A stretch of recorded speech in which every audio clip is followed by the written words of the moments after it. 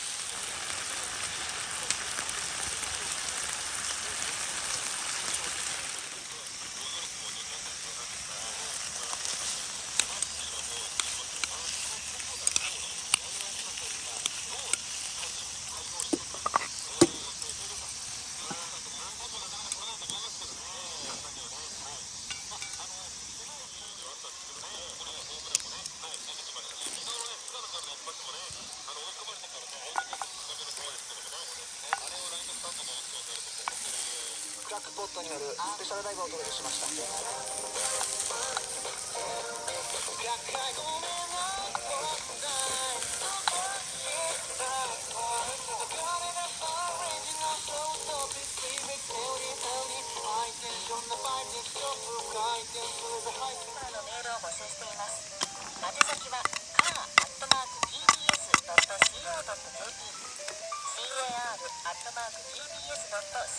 CAR@gbs.co.jp です。番組の感想や取り寄せが欲しい車など皆さんからのメールをお待ちしています。週刊自動車ということでしてまだ言えないことが多いんですけども、珍しく全員集まったということで、どうもやだってですね、アンダーさんも来たわけですけども、どうですか、その他の曜日のね、僕の横に座って、柴田さんの誕生日。そうなんです、私。だからそれももう運命だと思ってしまって、最高の誕生日プレゼントのタイプで、実際に女性すごくない？こんな穴開くもんなの？見て。変えようって話だよね。なんか久々出してさ、今日一気に穴開いた感じするんだよね。これもこれもこれも。これ地区に開いてたかな。これもだよね。ね、日が暮れました。いい感じの照度だよね。ちょっとね、この50/50ワークショップのね、アンバーのね、グローブの色味にね、ちょっと見てほしいんだけど、なんとなくこう、焚き火と同じ色なんだよね。だからこう、和むんだろうね。はい、今日はね、こんな感じのね、フィールドで楽しんでます。まあ、この後ね、飯食ったらね、帰るだけなんだけど、まだあと、お肉とニンニクの芽、まだ薪が結構あるんだよねでお酒もねちょっと飲んでるんでね、ちびちびやりながらね、あまり悪酔いしない段階で帰りたいと思います。はい、じゃあね。